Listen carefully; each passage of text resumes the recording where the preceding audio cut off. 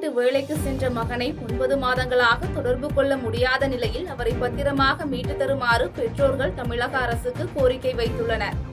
தூத்துக்குடி மாவட்டம் கோவில்பட்டி ஆழ்வார் தெருவைச் சேர்ந்த சங்கிலி பாண்டியன் மாரியம்மாள் தம்பதியின் மகன் பிரகாஷ். இவர் வேலூரைச் சேர்ந்த ஏஜென்ட் மூலம் கடந்த ஆண்டு ஆகஸ்ட் மாதம் கம்போடியா நாட்டில் உள்ள இன்ஃபோடெக் டேட்டா என்ட்ரி நிறுவனத்திற்கு டேட்டா என்ட்ரி பணிக்காக சென்றுள்ளார்.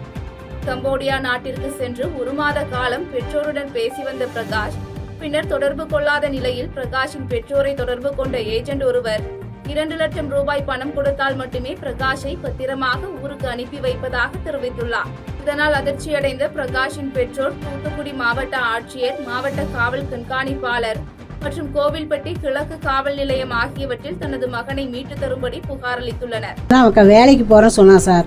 வேலைக்கு போறேன்னு சொன்னதில் அவனுக்கு நான் கடன் வாங்கி செஞ்சு தான் அனுப்பி விட்டேன். எங்கள் வீட்டுக்காரர் டிரைவர் வேலை தான் பார்க்காங்க, நாங்களும் கூலி வேலை தான் பார்க்குறோம் சார். அதனால் அவன் வெளிநாட்டுக்கு போகிறோன்னே வருமானம் கிடைக்குன்னு சொல்லி அனுப்பி வச்சேன்.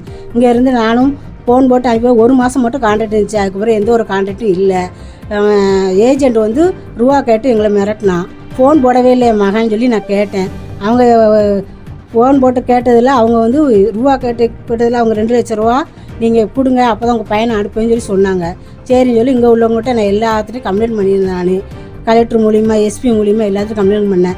எம்எல்ஏ, எஸ்பி, கலெக்டர் ஆஃபீஸு, முதலமைச்சர்கிட்ட எல்லாத்துலேயும் கம்ப்ளைண்ட் பண்ணேன் சார். நான் நேரத்துக்கு எந்த ஒரு தகவலும் இல்லை. எங்கள் வீட்டில் நாங்கள் கூலி வேலை பார்த்து தான் வரைக்கும் எப்படியாவது என் பையனை மீட்டு கொடுக்க முடியாது அந்த அரசாங்கத்து மூலிமா கேட்டுக்கொள்கிறேன். உங்களுடைய சட்டமன்ற உறுப்பினர்கள் துரதிர்ஷ்டவசமாக திமுகவின் சின்னத்தில் போட்டியிட்ட காரணத்தால் புதிய அரசுக்கு எங்களால் ஆதரவு கொடுக்க முடியவில்லை என எம்பி துரை வைகோ தெரிவித்துள்ளார். திருச்சியில் செய்தியாளர்களை சந்தித்த நாடாளுமன்ற உறுப்பினர் துரை வைகோ, தொகுதி மக்கள் மேம்பாட்டுக்காக விரைவில் தமிழக முதலமைச்சரை சந்திப்பேன் என்றும், புதிதாக பொறுப்பேற்றுள்ள அரசுக்கு 6 மாதத்தில் இருந்து 1 வருட காலமாவது கால அவகாசம் கொடுக்க வேண்டும் என்றும் தெரிவித்தார்.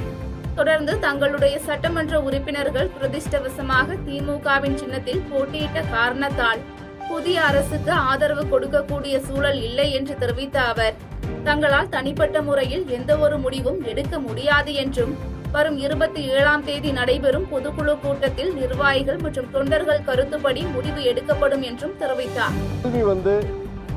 தொடர்ந்து அவங்க புதிய அரசாங்கம் பொறுப்பேற்று 24 மணி நேரம் கூட ஆகவில்லை.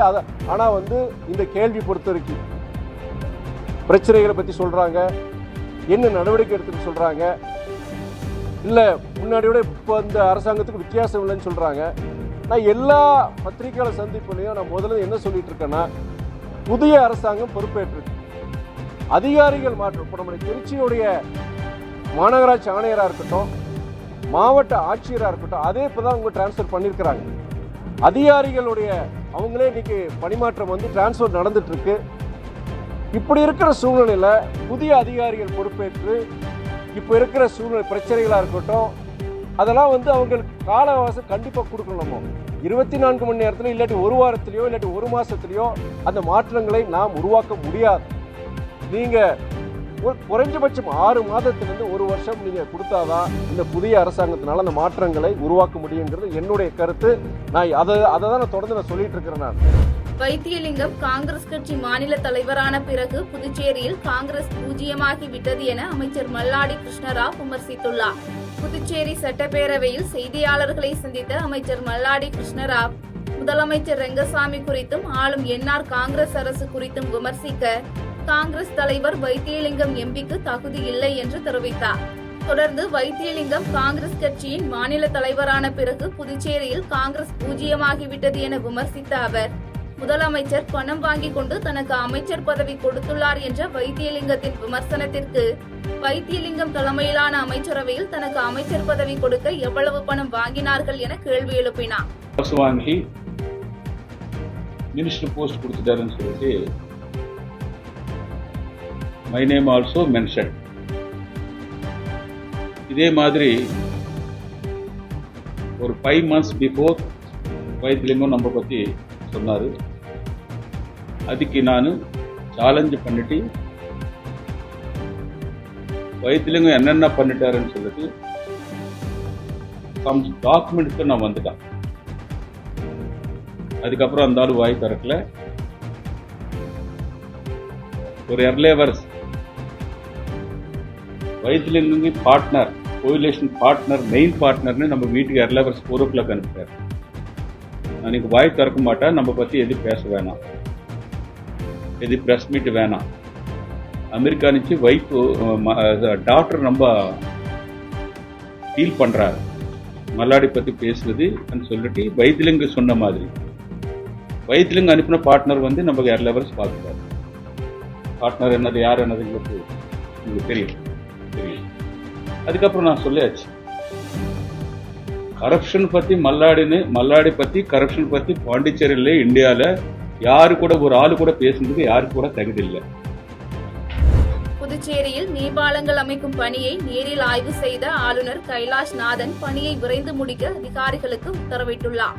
புதுச்சேரி கடலூர் சாலையில் ரயில் பாதைக்கு மேலே மேம்பாலம் கட்டும் பணி குறித்து துணைநிலை ஆளுநர் கைலாஷ் நாதன் ஆய்வு மேற்கொண்டார். இந்த ஆய்வின் போது கட்டுமான பணிகளை விரைந்து முடித்து மேம்பாலத்தை பயன்பாட்டிற்கு கொண்டு வருமாறு ஒப்பந்ததாரர் மற்றும் பொறியாளர்களை அறிவுறுத்திய அவர் கட்டுமான பணிகளின் போது பொதுமக்கள், வாகன ஓட்டிகள் மாற்றுப்பாதையில் செல்ல அனைத்து ஏற்பாடுகளையும் செய்து தர பொதுப்பணித்துறைக்கு உத்தரவிட்டார். இதனைத் தொடர்ந்து செய்தியாளர்களை சந்தித்த அவர் உப்பனாறு வாய்க்கால் மீதும் கடலூர் சாலையிலும் பாலம் அமைக்கப்பட்டு வருகிறது என்றும் சுமார் 100 கோடி ரூபாய் செலவில் கட்டப்படும் இந்த பாலம் அமைக்கும் பணியை விரைந்து முடிக்க வலியுறுத்தியுள்ளதாகவும் தெரிவித்தார். சில டிராபிக் ப்ராப்ளம்ஸ் இருக்கு. அந்த 2 ப்ராப்ளம் இங்க டிராபிக் ப்ராப்ளம் நம்ம குப்பளம் ஸ்வீட் பண்றாங்க, அங்கேயும் கொஞ்சம் ப்ராப்ளம்ஸ் இருக்கு. அதுக்கு ரிவ்யூ பண்றதுல நான் வந்திருக்கேன். இந்த வேலை வந்து மார்ச்சுக்குள்ள 27 மார்ச்சுக்குள்ள முடிச்சுக்குவாங்க. ஆல்மோஸ்ட் ஒரு 100 கோடி ரூபாய் செலவிட கட்டிட்டு அதுல வந்து கிரிட்டிக்கல் ஃபேக்டர்ஸ் என்ன, இப்போ ஒரு சைட்ல வந்து இந்த சைட்ல வந்து அது 3 மாசம் டிராஃபிக் க்ளோஸ் பண்ணனா அவங்க இமீடியட்டா அவங்க ஜாப் முடிச்சிடும். அதை தான் இன்னைக்கு டிஸ்கஸ் பண்ணணும். இந்த பப்ளிக் கொஞ்சம் இன்கன்வீனியன்ஸ் இருக்கும். அதுக்கு வந்து ஆல்டர்னேட்டிவ் ரூட் இருக்குதுன்னு நாங்கள் பார்த்துருக்கோம். ஏன்னா மக்கள் வந்து நடுநடுவிலிருந்து பூந்தர் அப்படியே போயிடுறாங்க. It is dangerous. அரசியலுக்கும் பொது வாழ்க்கைக்கும் தியாகம் செய்யாமல், எந்த அர்ப்பணிப்பும் செய்யாமல் ஒரு கூட்டம் வந்துள்ளதாக திமுக துணை பொதுச் செயலாளர் ராசா தெரிவித்துள்ளார். நீலகிரி மாவட்டம் உதகையில் திமுக மாவட்ட கழக கூட்டம் மாவட்ட கழக பொறுப்பாளரும் குன்னூர் சட்டமன்ற தொகுதி உறுப்பினருமான KM ராஜு தலைமையில் நடைபெற்றது. இந்நிகழ்ச்சியில் கலந்து கொண்டு பேசிய நாடாளுமன்ற உறுப்பினர் ராசா திமுக கண்டிடாத தோல்வியும் அல்ல, வெற்றியும் இல்லை என்று குறிப்பிட்டார்.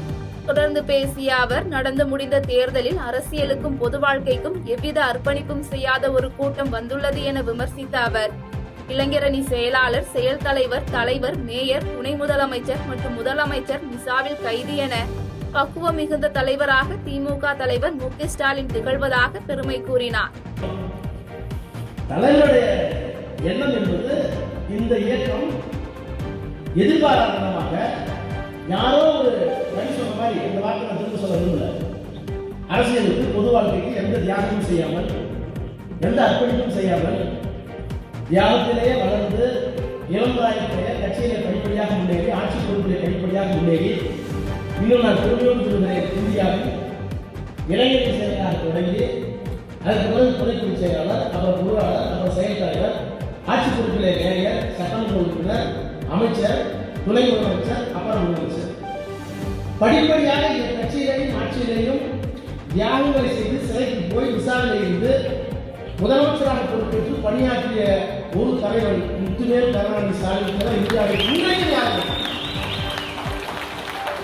இந்த பரிணாம வளர்ச்சி கொண்ட ஒரு தலைவர் மோடியை விட, அமித்ஷாவை விட. செய்திகளை உடனுக்குடன் தெரிந்து கொள்ள கீழ்கண்ட கேபிள் மற்றும் DTH நெட்வொர்க்குகளில் எம்நாடு செய்தி தொலைக்காட்சியை காணுங்கள். பாதகம் செய்பவரை கண்டால் நாம் பயம் கொள்ளலாகாது பாப்பா. மோதி மிதித்துவிடு பாப்பா, அவர் முகத்தில் உமிழ்ந்துவிடு பாப்பா. அண்மை செய்திகளை உடனுக்குடன் தெரிந்து கொள்ள இணைந்திருங்கள் எம்நாடு தொலைக்காட்சியுடன்.